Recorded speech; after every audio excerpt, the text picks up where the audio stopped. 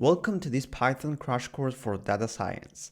In this course, I'm going to teach you all the Python core concepts you need to know for data science. We will start by installing Python through a software named Anaconda, and then we'll learn what are Python variables, lists, and more. Remember that the code used in this video, as well as a free Python for data science cheat sheet I created, can be found in the description.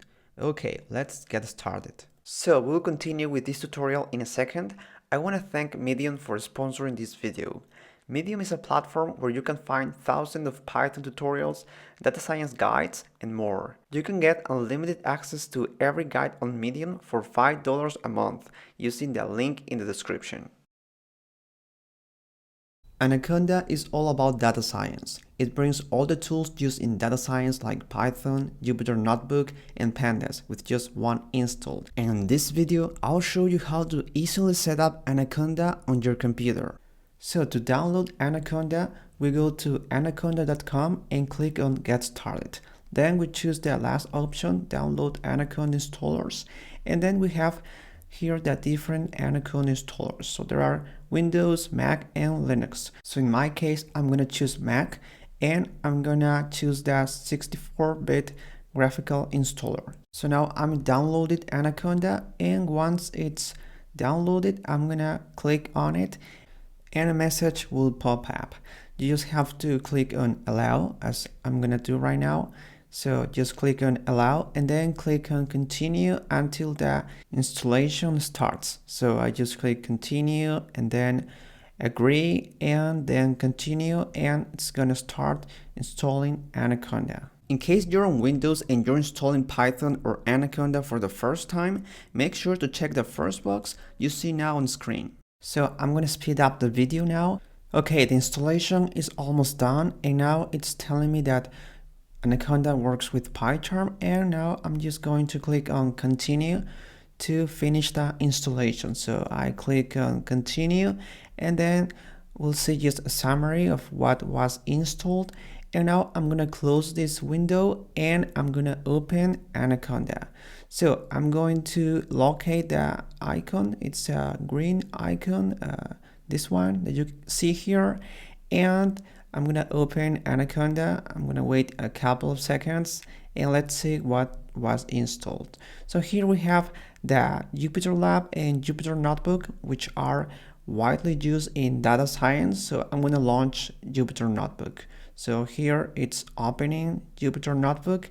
Let's give it a second, and now we open a new notebook with Python 3. So Python 3 was installed too, and here I'm gonna import pandas. So I write import pandas as PD, and if the code runs fine, then the installation was successful. So let's wait a couple of seconds, and now as you can see, it's working. So I can create a data frame without any problem. So now let's go back to Anaconda to see if Jupyter Lab is working fine too.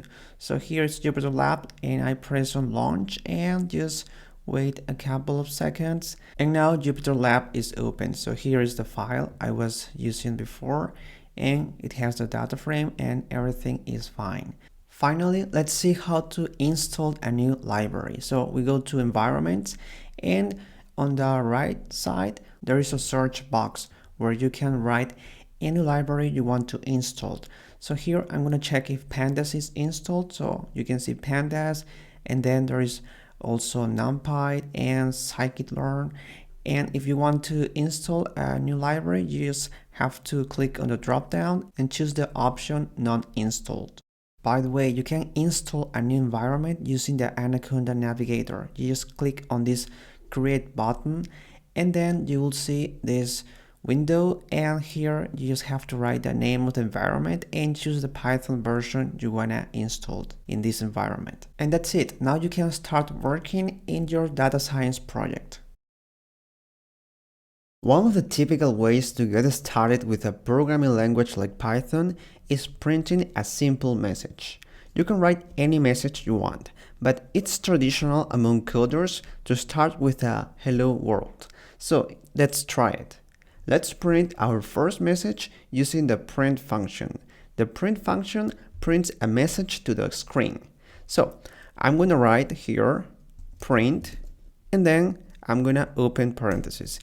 Every time we use a function in Python, we have to open parentheses.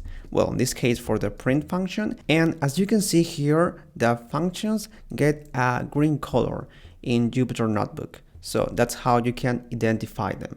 So inside these parentheses, I'm going to write the message. So in this case, it's going to be hello world. So this is our first message.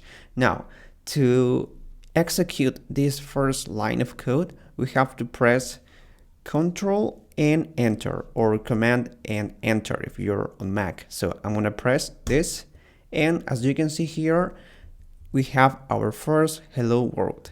Another way to run this first cell is pressing here on the run button. It's gonna have the same effect. So I pressed and it ran.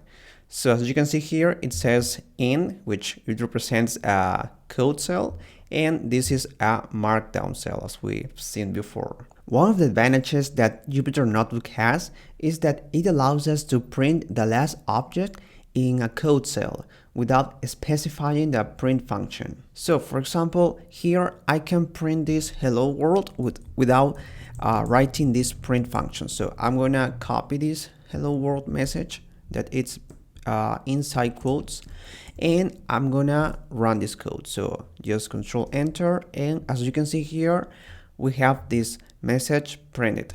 So this is one of the advantages that has Jupyter Notebook. If you do this in another Python IDE, it won't work.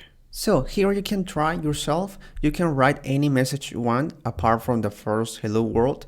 You can try with your name. So we write print, then parentheses, and we open quotes because we need to define a string. I'm gonna tell you about strings a little bit later, but just so you know right now. And here, for example, I can write my name. So my name is Frank, and I can print my name. Then I can print also numbers. So I print my age, 26, and it's gonna work too. And besides writing code, you can also add comments. Comments are a useful way to describe what we're doing in our code. So here we can use comments. We just have to write the hash sign, which is this one. So you write hash sign and then you write the comment. In this case, I'm gonna write my name, and I'm gonna say printing my name. So we know what our code is doing. Here in the first message we wrote, we can also add a comment. So we write hash sign, and then we can say printing my first message. As you can see here, the comments also have a different color. So far we have three colors. This color for the comments, green color for the functions, and red color for the string. This is just a useful functionality most text editors have that allows us easily read code. Okay, now let's see some data types in Python. Every value in Python is an object. An object has different data types. Let's see the most common data types in Python. So, one of the most common data types in Python are integer and floats. Both are numbers, but integers are numbers that can be written without a fractional component, just like, for example, the number 1, number 2, 3, 4, 5, and so on. So all of them are integers. And we can check this value or this data type by using the type function. So this is our second function we're going to see. So we write type, then parentheses, and we run this code. And as you can see here in the output, it says int, which represents integer. So this is an integer. Okay, the second type of data I want to show you is float. Floats are numbers that contain floating decimal points. So basically 2.3, let's say 1.2, 5.4, and so on. So here we have another type of data, and let's check out if these are actually floats. So we use type and then parentheses, and we run this code, and we see that we have float. And just like on Excel, you can perform math operations in Python using these numbers. So some operations you can use are addition. For example, you can say 1 plus 2 and then execute this code and you get 3. You can use subtraction, so 4 minus 1, execute, and you run this code and you get 3.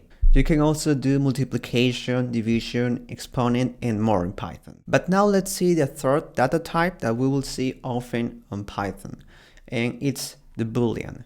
Boolean are true or false values, and we can check this using again the type function, and we write type, and within parentheses we write, for example, true, and we run this code and we see that we got the bool, which represents a Boolean data type. So we can also write type, and in this case false, and run this code and we get bool again. So this is Boolean, and we're gonna use Boolean often when we use conditionals. Okay, now the fourth data type I want to show you, and it's very common, is the string. A string represents a series of characters, and in Python, anything inside quotes, either single quotes or double quotes, is a string. So let's see them. Actually, we already see one kind of string here when we printed this hello world, and you're actually familiar with this, but we're gonna see it again. So to create a string, we have to open either single or double quotes. So in this case, I'm gonna use double quotes. So you see it now. And now I'm gonna write any message. So I'm gonna write, for example, again, hello world. And again, to verify the type, we can use the type function, parentheses, run this code, and we got the str that represents a string. And one cool thing a string has is methods. We can apply different functions to strings as we will do in Microsoft Excel, for example. However, in Python, we use methods. A method is a function that belongs to an object. To call a method, we use the $sign after the object. Let's see some string methods to change the case of a text. So here I'm gonna write again hello world, but now I'm gonna use some string methods. So I write hello world, and in this case I'm gonna use the upper method to make this uppercase. So I'm gonna use the print function, but actually we don't need to use the print function because, as I told you before, in Jupyter Notebook we don't need to use the print because it automatically prints the last line of code. So since this is the only line of code in this cell block, it's gonna print it automatically. So we just run this cell and we have hello world in uppercase. So as you might expect now, we can also change the case of the text. In this case, it can be on lower case or title case. So I'm gonna just copy and paste this twice, and here I'm gonna write, instead of upper, I'm gonna use lower and then title. So you can see how it's gonna change the case. So here I'm gonna run and let's see what happens. So as you can see here, it only printed the last one because, as I told you before, it only prints the last one. And if we want to print the three of them, we have two options. So we can maybe here cut and paste on each cell, or what we can do is to print each of them. So here, for example, I can do print here, and I can do the same for them. So instead of using more cells, we can print all of them. And here we can print this one too. Actually, we don't need them. We don't need it because it's gonna print the last line. But just for the sake of this video, I'm gonna print the three of them.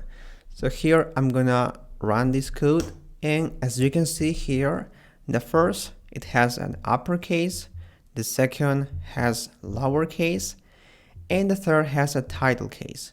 So that's how you do it on Python. Other string method that you can find in Python is the count method. So I'm gonna delete this, and actually this one too, and we're gonna see this now.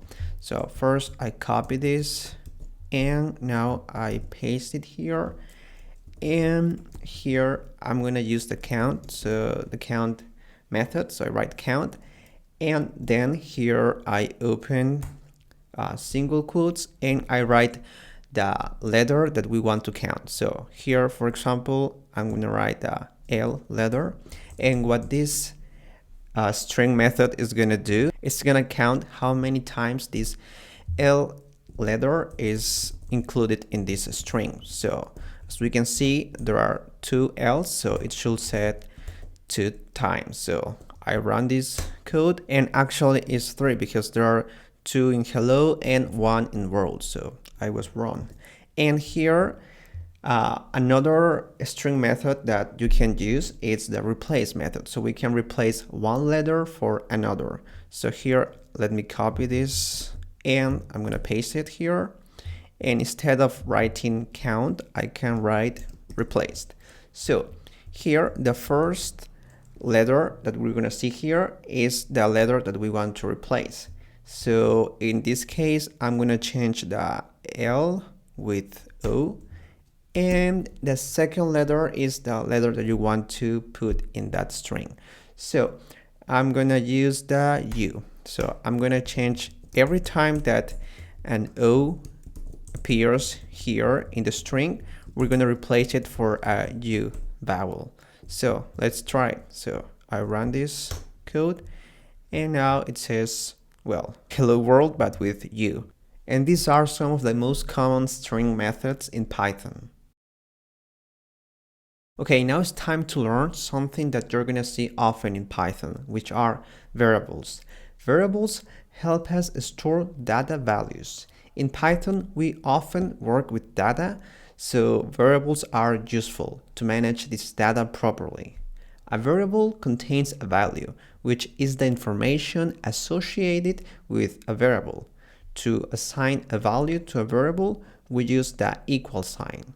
So let's create a message that says, I'm learning Python, and store it in a variable called message_1. So here I write message_1, and we set it to the string I'm learning Python. So I open double quotes, and here I write I'm learning Python. So this is a string, we've seen this before, and this is the variable. And we assign this value to the variable using the equal sign. Now I'm gonna run this, and as you can see, nothing happens. But actually, we just assigned that string to the variable message_1. Now, if we want to obtain the message I'm learning Python, we only have to type the variable name and then execute that code. So I'm gonna copy and paste it here, and then we run this code. And as you can see, by running this cell, we obtain the content inside the variable message_1. We can create as many variables as we want. Just make sure to assign different names to new variables. So let's create a new message that says, and it's fun, and store it in a variable called message_2. So first I write message, so message and underscore 2. And then we set this equal to open double quotes and write and it's fun. This is my second variable, and I'm gonna run this cell. So as we can see, the string was assigned to this second variable, and if I copy and paste this variable here and run this code, we can see that the message it's there. By the way, if you're using single quotes instead of double quotes as I'm using in this video, probably you had the following issue. So here I'm gonna copy this one and paste it here so you can see what I'm talking about. So let's say you're using single quotes instead of double quotes. So you get this. This is a problem that you will have when using single quotes, because in the English language we use these apostrophes often. So a simple way to deal with this is using double quotes. So as you can see here, if I use double quotes, everything is okay. Everything remains as a string, but with single quotes, it doesn't happen. So only the I gets this string, but the rest, it doesn't get a string value or the string data type. So just make sure you use double quotes every time you have these apostrophes, and that's it. Okay, now let's put these two messages together. So message 1 with message 2, I want to put them together. So this is called a string concatenation. If we want to put message 1 and message 2 together, we can use the plus operator, and we can just do this. So I'm going to copy message 1 or the variable message 1, and now I'm going to copy the variable message underscore 2, and I use the plus in the middle to concatenate this first message with this second message. So I run, and let's see what happens. So here we can see that the two messages were concatenated, but here there isn't a space between these two messages. So this is the first message and this is the second, and there isn't any blank space in the middle. So what we can do here is to just add a blank space. So I'm gonna copy this one and paste it here and show you how to do it. So here I add a new plus operator, and in the middle we open a string. So with single quotes or double quotes. In this case, I'm going to use single quotes here. And to create this blank space, I'm going to press space. And here we have our blank space here. And then we run this code. And now let's see. And here, as we can see, there is a space. So between Python and we have this blank space. And if we want, we can assign this new message to a new variable. So I'm gonna assign this to a variable called message, and I write message here, and I include here below the code, and here I can print this. So as you can see, if I run this, we can see that the message is there. Okay, now let me show you an alternative way to join two strings. So this is called the F string, and it works like this. You write F and you open a string. So we write single quotes here. So 1 and 2, and here, as you can see, the whole thing is red. So it's like everything is a string. And here inside we can write the message. So let's say we write I don't know, a simple hello world. So hello world, and we run this, and as you can see here, this is a string. It just has this F in front of that string. And here one of the advantages that this F string has is that it can have variables inside the string. So here, for example, we can write a variable opening these curly braces. So these curly braces can have variables inside it. So here I can write message underscore 1, and we can print it. So if we print, we have this string, I'm learning Python. And now if we want to concatenate this first message with our second message, we just have to include curly braces again. I put it here, and now I write message 2, and between message 1 and message 2, I just have to press space, and we have this. So I'm learning Python and it's fun. So here we just press space, and the space also appears here. So for example, if we add some random text, let's say ABC, we get this ABC between Python in between and. So this is how F string works. You just have to write the F, then open single quotes, and inside you can write any message. And to include any variable, just you have to open these curly braces, write the variable name, and that's how you join strings. Okay, now it's time to see a data type that is used often in data analysis.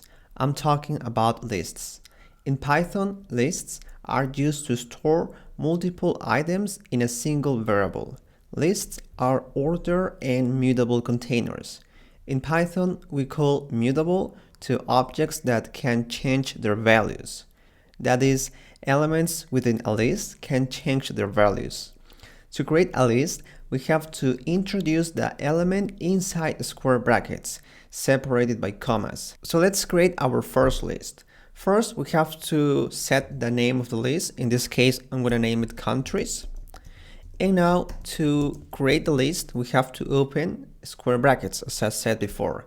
So here we open square brackets, and here we have to write the elements. So I'm gonna include in this countries list just strings, and they're gonna be names of countries. So the first one, I'm gonna write United States. So this is the first element in my list.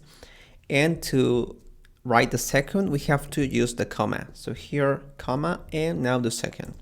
So let's write India, two more. So now China, and finally Brazil. So these are the 4 countries. As you can see here, this is a list. So we have the square brackets that represent the list, and we have 4 strings. And this is how you define or how you create a list.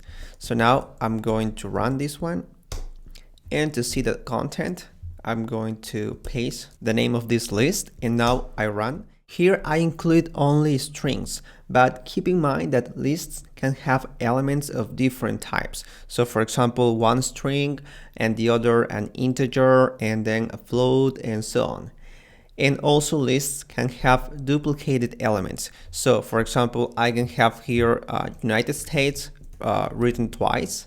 So here, for example, I can write United States twice, and that's okay because lists can have duplicated elements. But I don't want it that way, so I'm gonna delete it and leave it as it is. Okay, now if we want to get an element inside this list, we have to use something called indexing. By indexing, we can obtain an element by its position. So each item in a list has an index, which is the position in the list. Python uses zero-based indexing. That is, the first element, so United States, has an index 0. The second, so India, has an index 1, and so on. To access an element by its index, we need to use the square brackets again. So let's see some examples. Let's start by getting the first element, so United States. So what we have to do is to write the name of the list, in this case countries, and then open square brackets. And inside square brackets, we have to write the position of this element. So it starts with 0, so we write 0 to get the first element, and then we run this code, and as you can see, we got the first element. So if we write here countries square brackets 1, we get India. And if we write countries square brackets 2, we get China. And if we do this with the number 3, we get Brazil. So to verify this, I'm gonna print each of them. So let's see what happens. So here, print, and finally print this one. And now I'm gonna run, and we should get each element of the list from United States to Brazil. So let's try out. So here we have each of them, United States, the first one, then India, then China, and then Brazil. So it's correct. So this is the most common way to use indexing, but there is also negative index. This helps us get elements starting on the last position of the list. So instead of using indexes from 0 and above, we use indexes from -1 and below. So let's get the last element of the list, but now using a negative index. So we want to get the last element, which is Brazil, and we did it before with countries square brackets 3, but now we're gonna do it with negative indexing. So here I'm gonna write countries I copy and paste it here. And now I open square brackets, and instead of writing 3, we're going to write -1. And this -1 represents the first element starting from the last position. So Brazil will be -1, China is -2, India -3, United States -4, and that's how it works. So I'm gonna run this one, country square brackets -1, and we should get Brazil, and we got it. So let's do this one more time. And in this case, I want to get United States, which is -1, 2, 3, and 4. So it's countries -4. So we run this and we got United States, but now using a negative index. Okay, now let's see something called slicing. Slicing means accessing parts of a list. A slice is a subset of list elements. A slice notation takes the form of list, so the list name, and then square brackets and the start, then this colon and stop. This start represents the index of the first element, and stop represents the element to stop at without including it in the slice. So let's see some examples. So I'm gonna use this countries list again.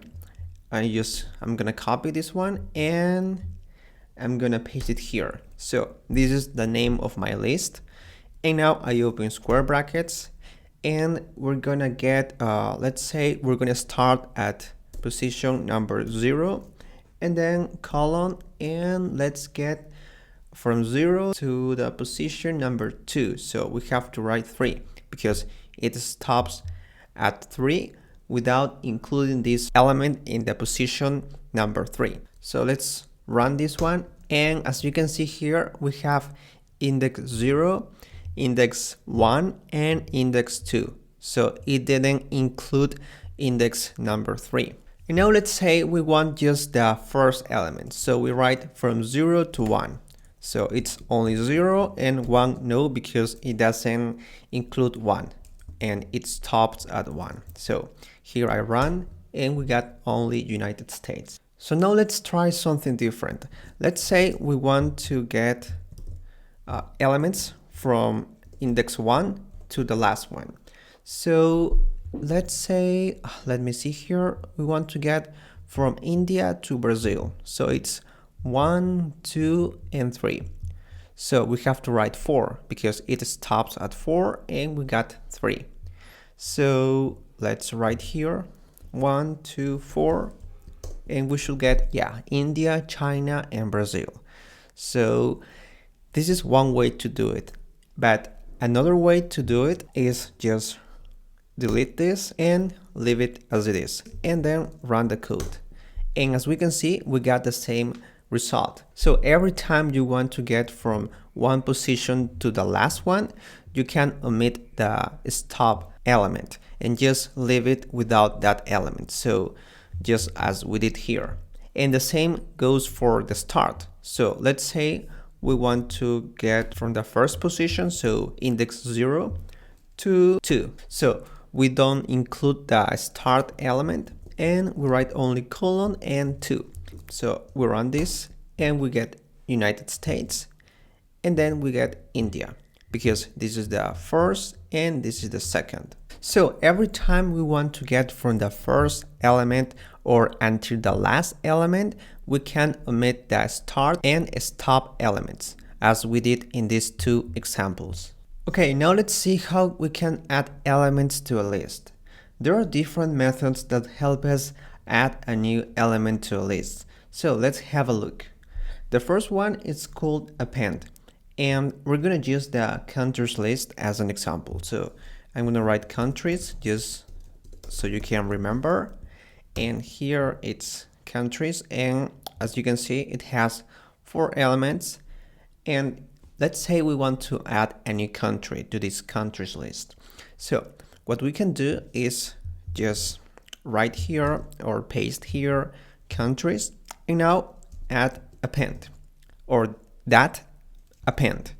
And here, as you can see, this is a method. So inside parentheses, we can write the new country we want to add to this list. So let's say we want to add the country Canada. So we write Canada, and now we run this code. As you can see, nothing is printed, but if we print the countries list again, we see here a new element. So as you can see here, the append method adds a new element at the end of the list. So this is by default at the end. But what happens if you want to add an element in a different position? So here you can use another method, which is called the insert method. So let me show you here. I'm gonna copy countries, and now I'm gonna use the insert method. So I write that insert, then parentheses, and this one accepts two arguments. The first one is the index, so the position of the element you want to insert. So let's say we want this at the first position.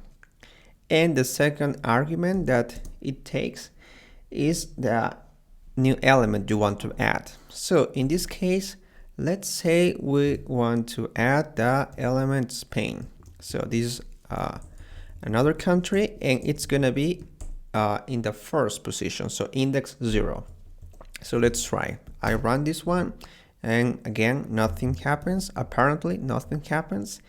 And here, if I run this countries list again, we can see that there is a new element, and this element is Spain, and it's located in the first position, unlike Canada that was placed in the last position. This is one of the difference between the append method and the insert method. So with insert, we can specify the position we want to insert this new element, but with append, the element is added at the last position. Another thing you can do is to join two lists using the plus operator. We use the plus operator to concatenate strings before, but you can also join two lists. So let me show you here.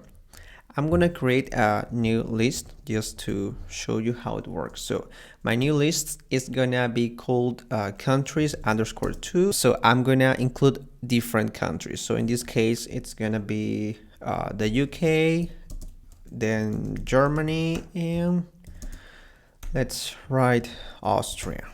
So we have 3 countries in this new list. And now I'm gonna run this one. And if we want to concatenate this first list, countries, with this second list, countries 2, we can use the plus operator. So here I write plus, and then I run this one. And as you can see, I got the 5 elements from the first list and the 3 elements from the second list. And another cool thing you can do in Python is putting these 2 lists inside another list, which is called nested list. So let's try out. So here I'm gonna create a new list, and it's gonna be called nested_list. And here I'm gonna open square brackets to create a new list. And as elements, I'm gonna write countries, which is my first list, and then comma, and then countries_2. And this is my second list. So as you can see here, these elements inside this list, the first is a list and the second is a list. So we have lists inside another list, which is called a nested list.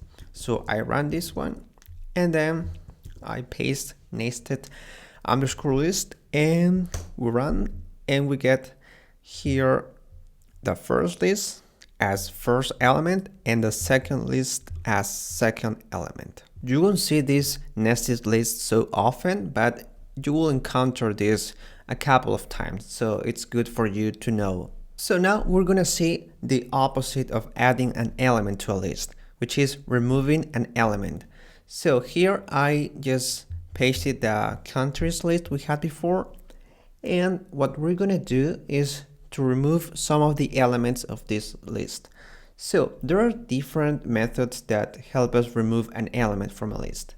One of them is the remove method. So to remove an element using this, we have to first write the name of the list and then use the that sign and then write remove and write parentheses, and inside here we have to write the element we want to get rid of. So first it's United States, so I write United States and let's run this one, and as you can see apparently nothing happens, but if we paste countries, here we have all the elements, but United States is not there.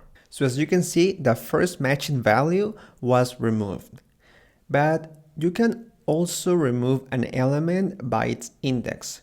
So this is accomplished with the pop method. So I'm going to copy all of this and now I'm going to paste it here. So instead of writing that remove, I'm going to write that pop. And here I'm not gonna use the name of the element, but its index. So I write the index. In this case, let's remove the last one. So it's gonna be index -1. And what pop is gonna do is to remove the element with index -1 and then returns this element. So this element is Canada. I didn't run this code here, so you can ignore it. So I'm gonna comment this one, and our reference is gonna be this list. And to verify, we just write countries and then run. And here, as you can see, there isn't Canada anymore. And that's how you remove an element using the pop method. But there's still another way to remove an item using a specific index, and it's the del. So I'm gonna show you here del. It's the function, del function, and here we have to write the countries list and then again open square brackets and here write the index. So I write here the index, and unlike the pop method, we're not gonna get the name of the element we're getting rid of, but just deleting the element. So I run this one and here we didn't get anything, and I'm gonna print this. So countries, and the element at index 0 was removed, so Spain, because that's the first element. So we deleted, or we removed the first element, so we only got India, China, and Brazil. And there you have it, 3 different ways to remove an element from a list. Okay, now let's see how to sort a list. We can easily sort a list using the sort method. Let's create a new list called numbers and then sort it from the smallest to the largest number. So here first I write numbers and then open square brackets. So I'm gonna write some random numbers. So first 4, then 3, then 10, then 7, 1, and then 2. So this is my list.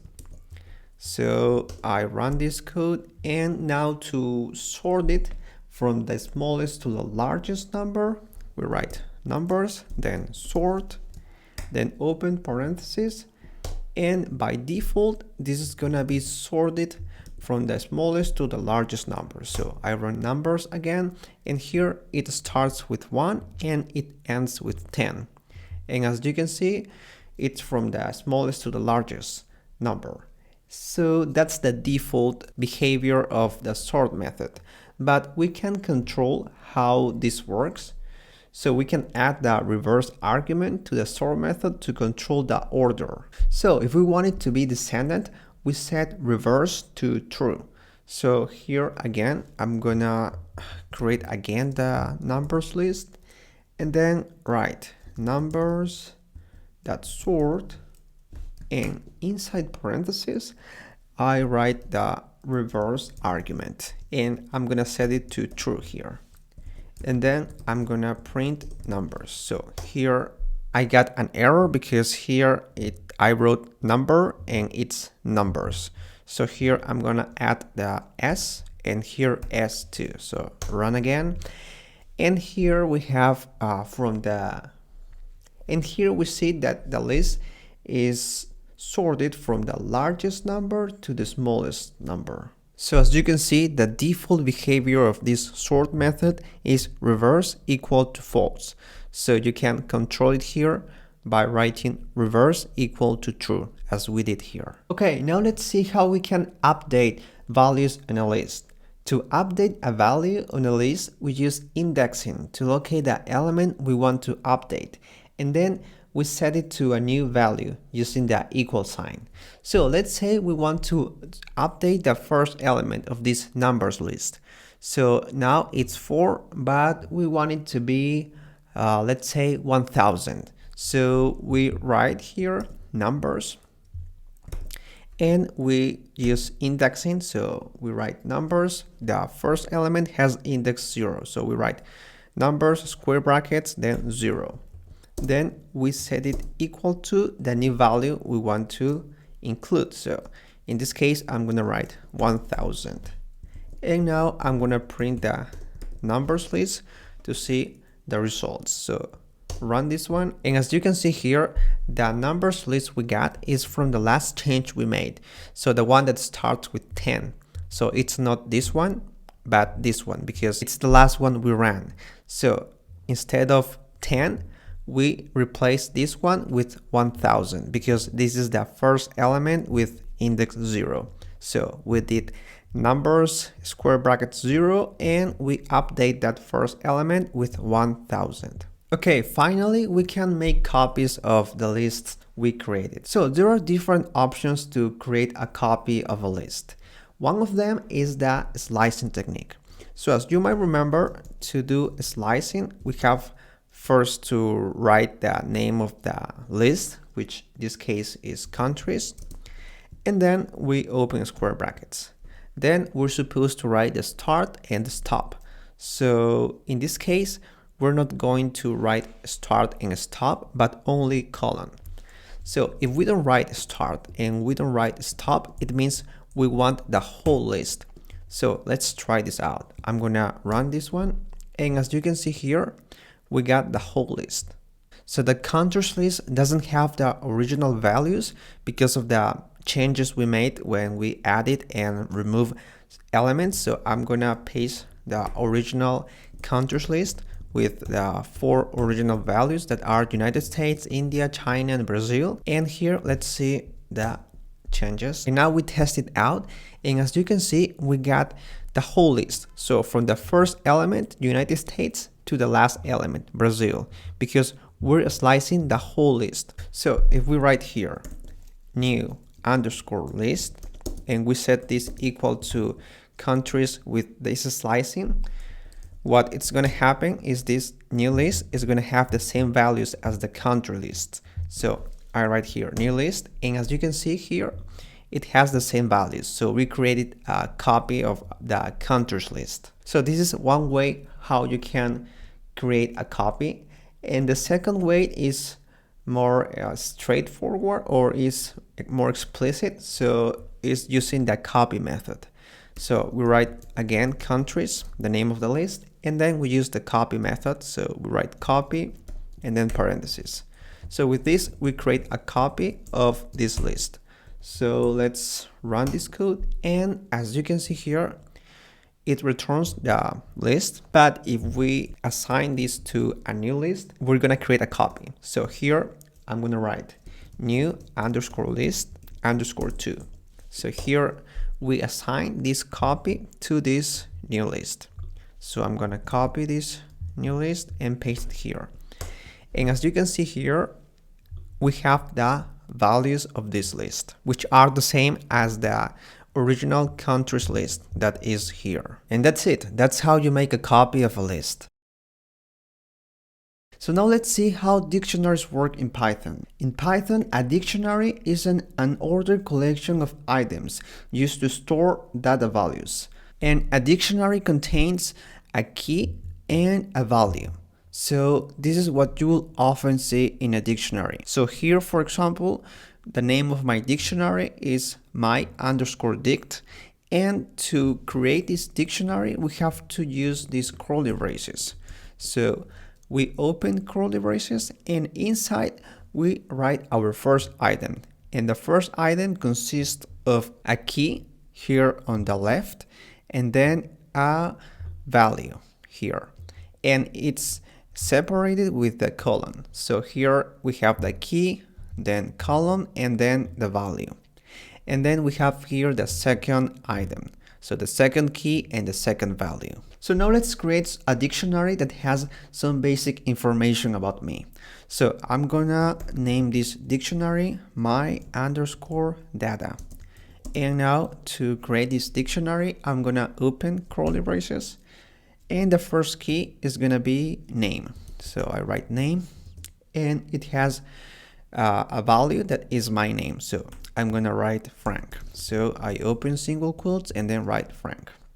And then I'm gonna add a new item. So I write comma and then the second key is gonna be age and the second value is gonna be my age. So in this case, I'm gonna write my age, which is 26.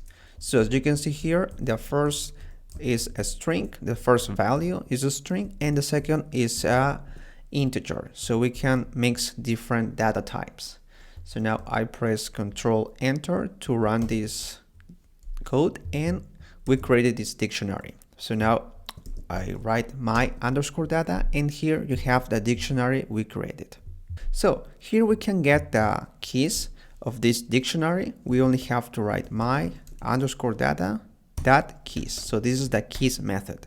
So we run this and we get this dict_keys and the values are name and age, which are the keys of this dictionary we created. So name, the first key, and age, the second key. Now we can get also the values. So my name and my age. So we just have to use the values method.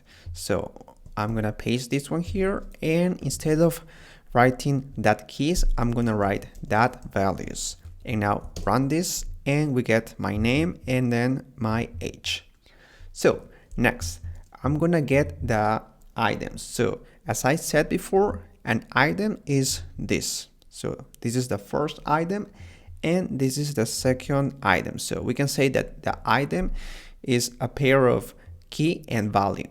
So we can get this by using the items method. So instead of writing that values, I'm gonna write here that items and then run this one. So here we got the first item. So the first pair, key and value, which is my name and well, the key name and then my name Frank, and then the second item. So the key name age and the age, which is 26. Now we can add a new pair of key value in this dictionary we created. So let's say we want to add my height. So I write my data and let's say we want to add the key name height. So I write height. So we use square brackets here and then we set this to the value.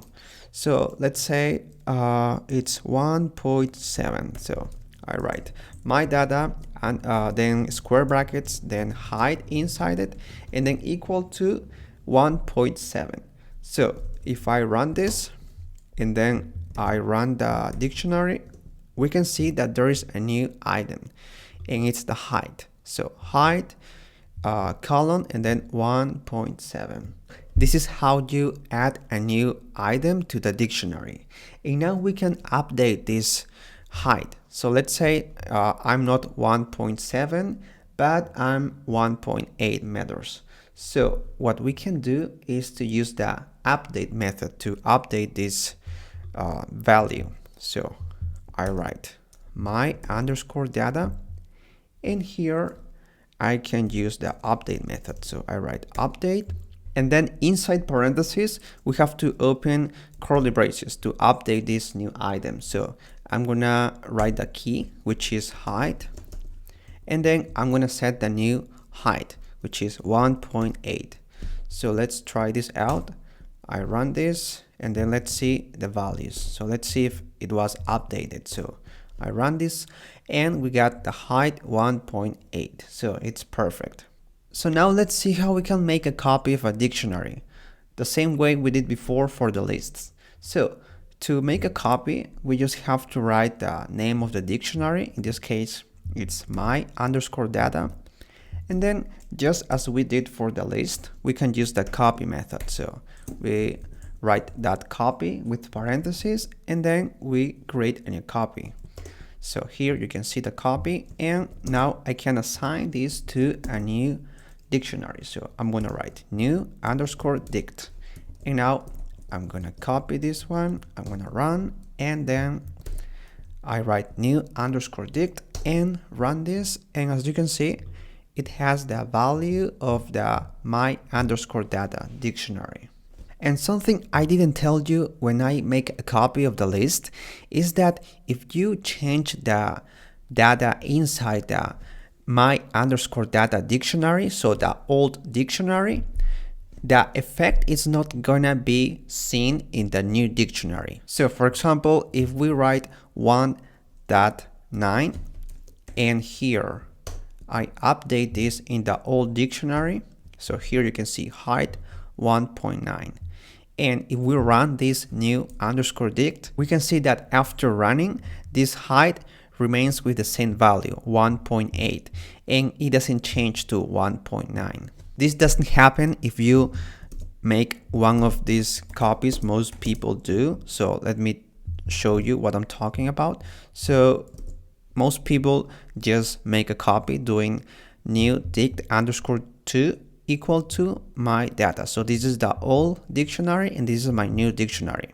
So what happens if I run this, and then I'm going to show you the values of this new dictionary. So this is 1.9, and if I update this to, let's say, 1.95, so update here, here is 1.95, and if I run this new underscore dict underscore 2, we can see that the value was updated to, and this shouldn't happen. So if you want to create a new dictionary that works independently from the old dictionary, you should use the copy method. And this is the same if you're making a copy of a list. Finally, let's see how to remove elements from a dictionary. So just like we did with the lists, we can remove an item in a dictionary.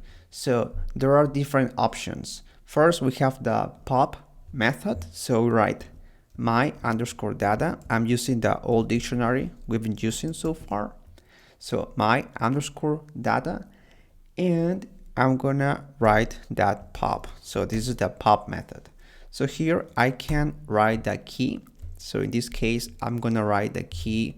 Let me see here, my underscore data, the key name. So I write pop, then parentheses, then name. So as you might remember, the pop method returns this value of the key. Before we did with the list, and it returned the list element. In this case, it returns the value of the key. So this is the key name, and it returns the value. So if we print this my underscore data dictionary, we see that this pair key value isn't here. So we successfully removed this item. Another way to remove an element or an item from a dictionary is using the del function. So we write del, and then we write the name of the dictionary. So my underscore data. And then we have to specify again the name of the key. So we open square brackets and open quotes. And here, let's say we want to delete or remove the H key with its value. So we write H and we run this. And then if we print this dictionary again, we get the dictionary and we see that the H key was removed and also its value. And finally, you can remove all the items in a dictionary with the clear method. So we write my underscore data and use that clear with parentheses. And now if we print this dictionary, you can see that this is an empty dictionary because we removed all the elements from this dictionary. Now let's see one of the most common statements used in Python. This is the if statement. The if statement is a conditional statement used to decide whether a certain statement or block of statements will be executed or not. Here you can see the syntax of this if statement, and as you can see, it starts with the if keyword followed by the condition. So if the condition is true, this code here is gonna be executed. And if the condition is not true, so it's false, the code here in the elif, it's gonna be tested. So here in this elif block, this new condition will be tested. And if this is true, this code below will be executed. But if it's not true, then the else block will be tested. And here, this is the last block, and automatically this code will be executed. So here one little detail that most beginners forget to write is the colon. So it's sometimes easy to forget it's there, but you have to include it. And one other things some people miss is this indentation. So here there is an indentation you have to include after the colon. So every time you write here colon, you press enter and you automatically, in most text editors, you're gonna get this indentation. But if for some reason you don't get that indentation and you get something like this, you can indent this line by using the tab key in your keyboard. So just press tab and it's gonna indent this line. So make sure you write the colon and you include an indentation for each code that will be executed. So here, here, and here. So now let's have a look at some examples to see much better how the if statement works. So first I'm gonna create a new variable, and as you might remember, to create a variable you have to write a name of this variable. In this case I'm gonna name it age, and then you have to set it a value. So in this case this is gonna be a number, so I'm gonna set this age to the number 18. And now I'm gonna write this if condition or if statement. So I write if age is greater than or equal to 18, then colon, and then this code is gonna be executed. So if this is true, I'm gonna write print and then a message. So if this person or if the age is equal or greater than 18, I'm gonna write the message you're an adult. And as you can see here, I'm using single quotes and I wrote the apostrophe, so I'm gonna use double quotes and everything is fine now. So here print then the message you're an adult. So if this isn't true, I write else and then colon and print here a new message, which is you are a kid. So let's see this again. So if the age is equal or greater than 18, then we print you're an adult. But if it's less than 18, we print you're a kid. So here we run this code and we should get this because 18 is equal to 18. So let's run, and as you can see, we get the message you are an adult. So now we can play with this. We can change the age value. So here I'm gonna set it to 15. So I run, and as you can see here, 15 is less than 18. So this is false and this code is executed. So this block here, it's gonna be executed. So we got you are a kid. So we can try this one more time. So in this case, I'm gonna write another age, so 30, and again, 30 is greater than 18, so this is executed. So you're an adult.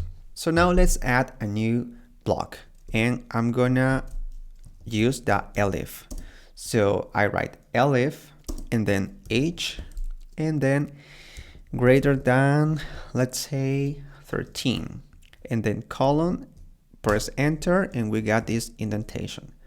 And then we print another message. So if the H is equal to or greater than 13, we write the message, you are a teenager. So teenager. So if it's between 13 and 17, or well, less than 18, it's gonna be you're a teenager. But if it's less than 13, it's gonna be you're a kid. So let's try this out.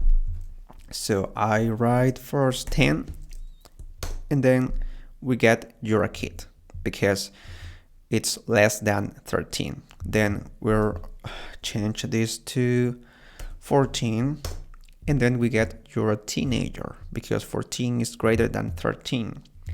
And finally we write 20, and we get you're an adult because 20 is greater than 18. And that's it. That's how the if statement works. Now it's time to see one of the most common loops in Python. This is the for loop. Python for loops are used to loop through an iterable object and performs the same action for each entry. One example of an iterable object is a list. So we can loop through each element of a list and perform the same action on each element of that list. Here you can see the syntax of the for loop, and as you can see, here is the for keyword, and then we have to use a variable. Then we have to write the in keyword, and then the iterable. In this case, as I told you before, the most common is the list. So you have for variable in list. I'm gonna write here list so you can see much better. And then we have to write the colon. And then after a colon, it goes an indentation.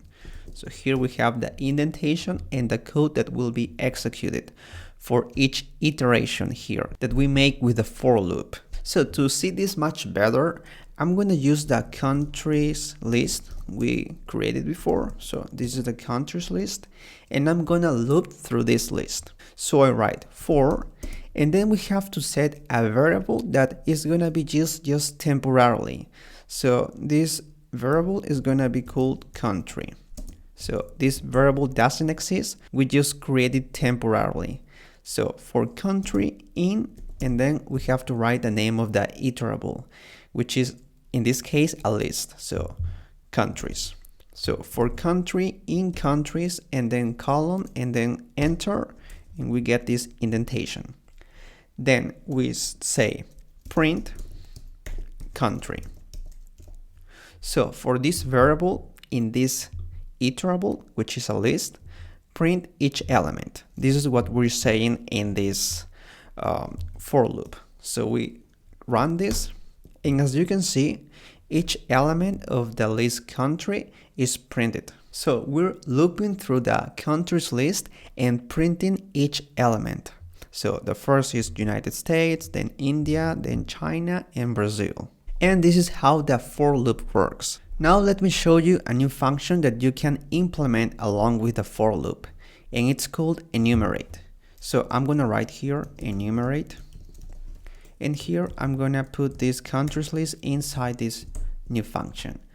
So what this enumerate function does is to enumerate each element of the countries list as we loop through the list. So I'm gonna add here a new variable, and it's gonna be I, then comma, and then country. So this enumerate will return two elements. The first one is gonna be the number of the loop, and the second one is gonna be the element itself. So here I have to print apart from the country, the I variable that I just created here, or it's just temporarily here. So I write print I, and then print country.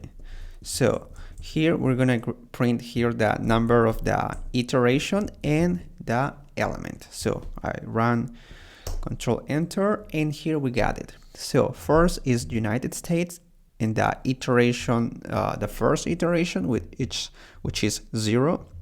Then we got India in the second iteration, which has 1, and so on. So as you can see here, the I starts with the 0. So this is how enumerate works. It starts with the number 0, and it returns the number of the loop and the element. And finally, let's loop through elements in a dictionary. So let's use the dictionary we created before, that was my underscore data. Well, this is empty, so I'm gonna use the original dictionary. So here I have the original dictionary and it's here, so I'm just going to print it. So this is the dictionary, and now we're gonna loop through this dictionary. So let me show you here. First, we have to write for, and then we write key and value, because one item, as you might remember, is made of a key and the value. So key and value. So we say for key, comma, value in, and then the name of the dictionary. So we write my underscore data. And now to get the items of this dictionary, we have to use the items method. So we write that items and then parentheses. Then we write colon and we press enter. So here we can print the key and we can also print the value. So key and value. And then we run this code, and as you can see here, we get the key, the first key, and we get the value. We get name and we get Frank. And then the second key, age, and the age 26. So this is how you loop through elements or items inside a dictionary. Okay, now let's see how functions work in Python. A function is a block of code which only runs when it is called. You can pass data known as parameters into a function. So here it's the syntax of a function, and as you can see here, we have first to set the keyword def to create this function, and then we have to write the name of this function. And inside parentheses, we define the parameters of the function that we're creating. Then we write colon, and below you have to write the code. And every function should return something. So we have to use the return keyword and then return something like a variable, for example. So now let's create a basic function. So first we write def, and then we write the name of the function. So this function is gonna do something really simple. It's gonna sum the values we pass into it. So it's gonna be named sum underscore values. And as parameters, we set a, comma, b. Then colon and press enter. Then what this function is gonna do is to add the a plus b values.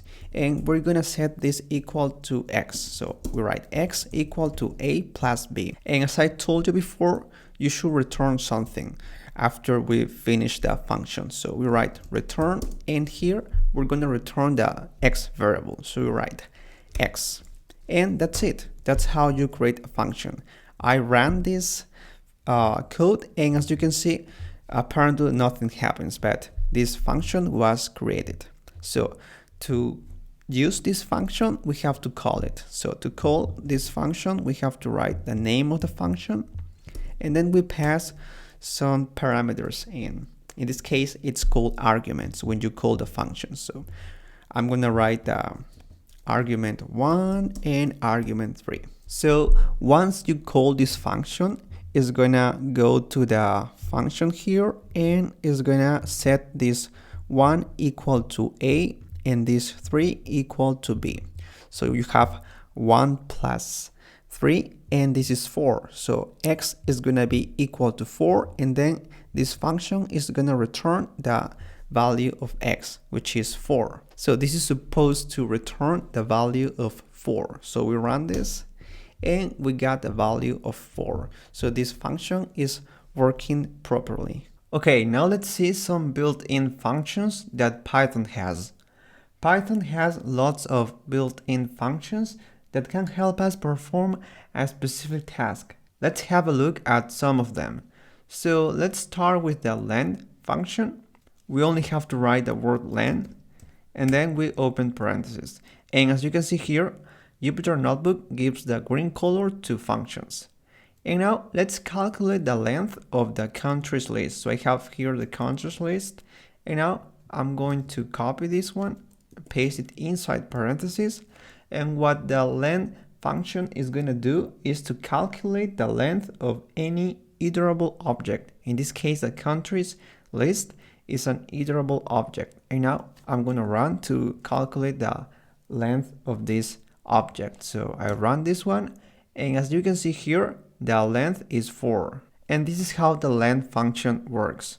Now let's see a different function, and in this case, I'm going to create a new list that contains only numbers. So I'm going to write random numbers here, 10, 63, 81, then 1, then 99. So this is my new list, and I created this list with only numbers to try the max and min function. So the max function is this one. We write max and then parentheses, and this one returns the item with the highest value in an iterable. So my iterable is this list, and we're gonna get the highest value of the elements inside this list. So we run this one, and as you can see here, the maximum value is 99.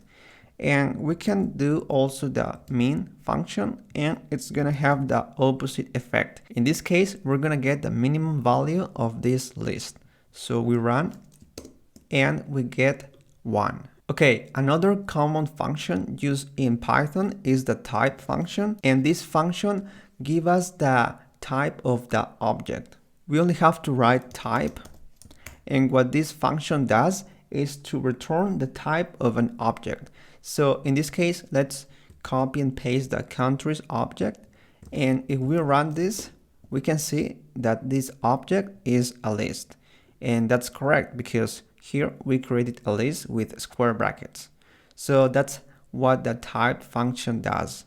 And finally, the last function we're going to see is the range function. This one returns a sequence of numbers that start with a number and ends with another number. So let's see how it works here. So this one has 3 arguments. First, the start number. This one I'm going to write 1, then the number where the sequence stops. In this case, I'm going to write, let's say 10. And then the last argument is the increment. So how this sequence is going to grow, by how much. So in this case, I'm going to say that this sequence is going to grow by 2. So I write 2. Now I run, and as you can see, nothing happens. We only get the same text here. But if we make a loop here, so I write for I in range, now print this I. So this is a for loop. We saw this before. And here we run. And as you can see here, we're iterating over this range. And we're getting the elements inside this range. So the first element is 1. The second is incremented by 2, so 1 plus 2 is 3, then 3 plus 2, 5, then 7, and then 9. And then we should get 11, but the last element here, it's 10, so this sequence stops at 10. So we only get until number 9. And that's how the range function works in Python. And that's it. Now you know the most common built-in functions in Python. Okay, in this video, we're gonna see what are modules in Python. In Python, modules are files that contain Python code. A module can have classes, functions, and variables, and even runnable code. And to get access to a module, we have to use the import keyword, this one. And to see a module in action, we're gonna see the OS module, and this one comes with Python, so you don't need to install it. So to get access to this OS module, we have to write import OS, and that's it. We only write this. And now let's see some functionalities of this module. So The first one that we're going to see is the get current directory method. So to get access to that method, we write os, then get cwd, and then parentheses. So this cwd stands for current working directory. So we're gonna get the directory where our Jupyter notebook file is located. So this file I'm working with right now. So let's run and let's see what happens.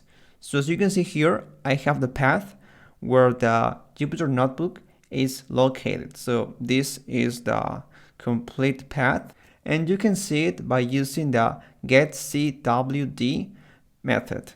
So now let's see another method, and in this case we're gonna list all the elements in the folder where this Jupyter notebook file is located. So here, to do that, we're gonna use the method list_dir. So this means list directory, and I'm gonna run it. And as you can see here, I have this Jupyter notebook file that is named untitled. As you can see here, the name of my file is untitled. And these other elements, you can ignore it. They are not files.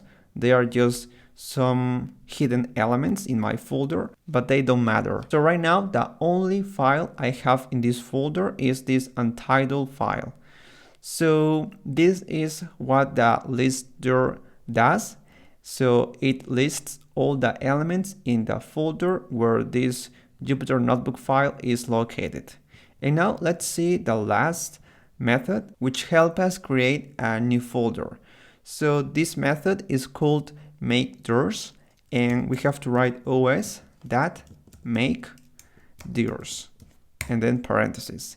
And inside parentheses, we have to write the name of the folder we want to create. So in this case, I'm gonna name it new folder, simple as that. And now if we run, we're gonna see that nothing happens. But now if we use this list_dir method to list all the elements in my folder, we can see that there is a new folder. So here, if we compare this result we got before with this new result, we can see that there is one new element. And this element is the new folder element, which is the folder we created using the make_dirs method. And that's it. Those are some basic things you can do with the OS module. In the following videos, we're gonna install different libraries, packages, and modules so we can do even more things in Python. Hey, thanks for watching this video. Don't forget to give it a like and subscribe to this channel for more content like this. That's it for this video. I'll see you on the next one.